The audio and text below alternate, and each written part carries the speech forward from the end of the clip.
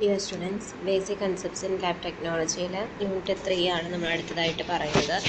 Unit 3 first പറയുന്ന topic guidelines for documentation ആണ്. അതായത് നമുക്ക് എന്തൊക്കെ ഗൈഡ് ലൈൻസ് ആണ് നമ്മളിപ്പോൾ ലാബിൽ ചെയ്യുന്ന എല്ലാ ടെസ്റ്റുകളുടെയും റിപ്പോർട്ടുകൾ നമ്മളവിടെ ഡോക്യുമെൻ്റ് ആയിട്ട് വെക്കുന്നു.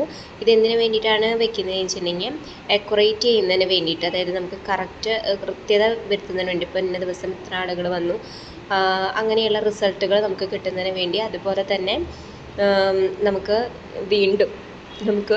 ഈ ഒരു എക്സ്പെരിമെൻസിന് റീപ്രൊഡ്യൂസിബിലിറ്റി കിട്ടുന്നതിന് വേണ്ടിയിട്ട്, അതായത് നമുക്ക് വീണ്ടും ഇപ്പോൾ ആ പേഷ്യൻറ്റിനെ വന്നു കഴിഞ്ഞിട്ടുണ്ടെങ്കിൽ നമുക്ക് വീണ്ടും ആ റെക്കോർഡ് നോക്കി കഴിഞ്ഞാൽ അവരുടെ ഹിസ്റ്ററി നമുക്ക് അറിയാനായിട്ട് സാധിക്കും. And complain with the regulatory standards.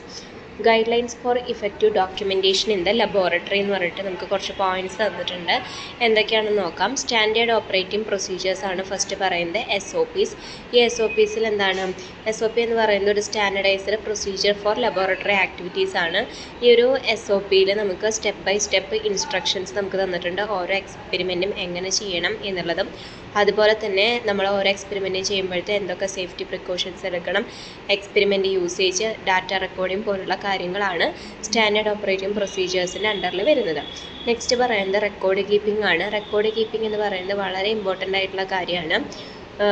ഇതിൽ നമുക്ക് റെക്കോർഡ് കീപ്പിംഗ് എന്ന് പറയുമ്പോൾ ലബോറട്ടറി ആക്ടിവിറ്റീസും അതുപോലെ തന്നെ നമ്മുടെ ലാബിൽ നടക്കുന്ന പലതരത്തിലുള്ള പ്രൊസീജിയേഴ്സ്, ഒബ്സർവേഷൻസ്, റിസൾട്ട്, അനാലിസിസുകൾ, ഇതൊക്കെ നമുക്ക് റെക്കോർഡായിട്ട് വയ്ക്കാം. അതുപോലെ തന്നെ ലബോറട്ടറി നോട്ട് ബുക്ക് അല്ലെങ്കിൽ ഇലക്ട്രോണിക് സിസ്റ്റത്തിൽ നമുക്ക് ഇതിനെ സെക്യൂർ ചെയ്ത് ഈ ഡാറ്റ നമുക്ക് സ്റ്റോർ ചെയ്ത് വെക്കാനായിട്ട് പറ്റും. നെക്സ്റ്റ് പറയുന്നത് ക്ലിയർ ആൻഡ് ലീച്ചിബിൾ റൈറ്റിംഗ് ആണ്. അതായത് നമുക്ക് ആ ഒരു നോട്ട് ബുക്കിലൊക്കെ നമ്മൾ എഴുതുമ്പോൾ കറക്റ്റായിട്ട് നമ്മൾ എൻ്റർ ചെയ്യാനായിട്ട് ശ്രദ്ധിക്കുക. അതുപോലെ തന്നെ പെർമനൻ്റ് ഇങ്ക് യൂസ് ചെയ്യുക. പെട്ടെന്ന് പെൻസിലോ അല്ലെങ്കിൽ ഇറേസ് ചെയ്യാൻ പറ്റുന്ന ഇങ്കുകളൊക്കെ ആണെന്നുവെച്ചിട്ടുണ്ടെങ്കിൽ നമുക്കത് കുറച്ച് നാൾ കഴിഞ്ഞിട്ടുണ്ടെങ്കിൽ ആർക്കെങ്കിലും ഒക്കെ അത് മാച്ച് കളയാനൊക്കെ ആയിട്ട് പറ്റും. അപ്പോൾ അതുകൊണ്ട് നമ്മൾ ക്ലിയർ ആയിട്ട് വൃത്തിമെടുപ്പോട് കൂടിയൊക്കെ എഴുതാം. അതുപോലെ തന്നെ use standard observations and terminology familiar to the laboratory team. Next പറയുന്നത് ഡേറ്റ് ആൻഡ് ടൈം സ്റ്റാമ്പ്. അപ്പോൾ ഈ record the data and time of each entry.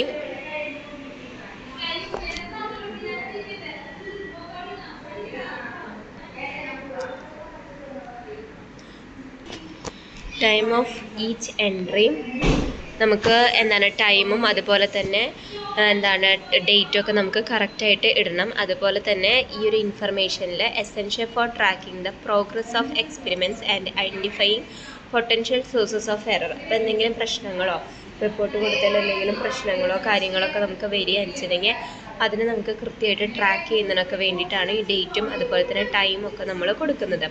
Next പറയുന്നത് ഡോക്യുമെൻറ്റ് ഓൾ ചേഞ്ചസ്. എല്ലാ എന്തെങ്കിലും ചേഞ്ചസ് ഉണ്ടെങ്കിൽ അത് ഡോക്യുമെൻ്റ് ചെയ്ത് വെക്കേണ്ടതാണ്. അപ്പോൾ എന്തെങ്കിലും നമ്മൾ എഴുതി കഴിഞ്ഞിട്ട് ആ പ്രൊസീജിയേഴ്സിൽ എന്തെങ്കിലും വ്യത്യാസങ്ങളോ കാര്യങ്ങളോ എന്തെങ്കിലുമൊക്കെ ഉണ്ടെന്ന് വെച്ചിട്ടുണ്ടെങ്കിൽ അത് നമ്മൾ വെറുതെ ജസ്റ്റ് ഒരു വെട്ടിയിട്ട് എന്ത് ചെയ്യണം, കറക്റ്റായിട്ട് അവിടെ മോഡിഫിക്കേഷൻ വന്നിട്ടുള്ളത് അത് കൃത്യമായിട്ട് എഴുതിയിട്ടുണ്ടായിരിക്കണം. Including the rationale for the changes.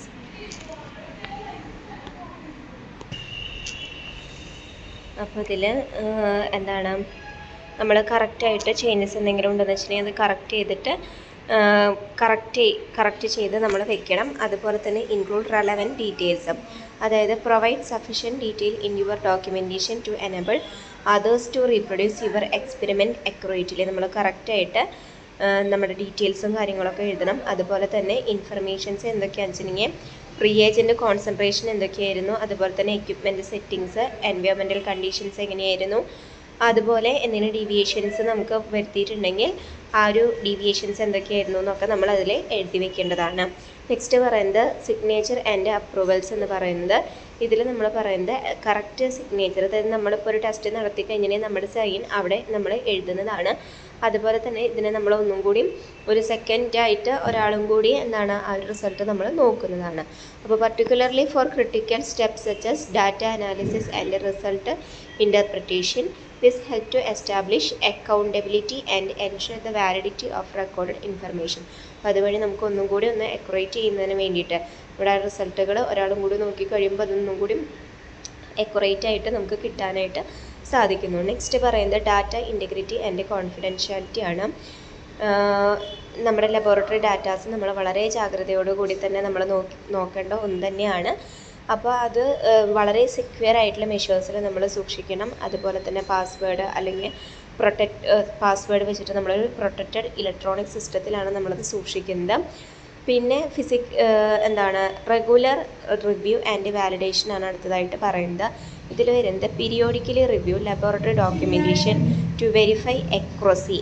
അതായത് ഈ ഒരു വാലിഡേഷൻ പ്രക്രിയ എന്ന് പറയുമ്പോൾ നമുക്കത് അക്യുറസിയും നമ്മുടെ പ്രൊസീജിയറിൽ തന്നെ കംപ്ലീറ്റ്നെസ്, അതുപോലെ തന്നെ compliance with regulatory equipments, conduct validation studies to ensure that laboratory procedures are reliable and reproducible.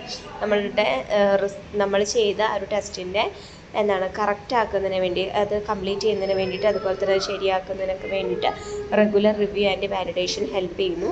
അതുപോലെ തന്നെ നമുക്ക് വേഗം തന്നെ കിട്ടുന്നതിന് വേണ്ടിയിട്ട്, റിലയബിൾ ആൻഡ് റീപ്രൊഡ്യൂസിബിൾ ആയിട്ട് നമുക്ക് റിസൾട്ടുകൾ കിട്ടുന്നതിനും നമുക്ക് റെഗുലറായിട്ട് റിവ്യൂ ആൻഡ് വാലിഡേഷൻസ് എടുക്കുന്നത് നല്ലതാണ്. നെക്സ്റ്റ് പറയുന്നത് ട്രെയിനിങ് ആൻഡ് കംപ്ലയിൻസ് ആണ്. ഇതിൽ വരുന്നത് provide comprehensive training to laboratory personnel on proper documentation practices and ensure ongoing compliance through regular monitoring and feedback. നമ്മൾ റെഗുലറായിട്ട് നമ്മൾ മോണിറ്റർ ചെയ്യുകയും അതുപോലെ തന്നെ നമ്മുടെ ഈ ഡോക്യുമെൻറ്റ്സൊക്കെ നമ്മൾ റെഗുലറായിട്ട് നമ്മൾ ചെക്ക് ചെയ്യുകയും കാര്യങ്ങളൊക്കെ ചെയ്യേണ്ടതാണ്.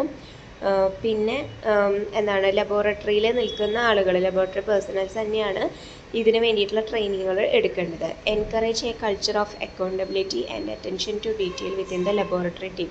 അപ്പോൾ ഇതിൻ്റെ സുരക്ഷിതത്വം ഉറപ്പാക്കുക, അതുപോലെ തന്നെ അക്യുറസി ഉറപ്പാക്കുക എന്നുള്ളതൊക്കെ നമ്മുടെ ലാബിൽ വർക്ക് ചെയ്യുന്ന നമ്മുടെ ലബോറട്ടറി ടീമിൻ്റെ ഉത്തരവാദിത്തമാണ്.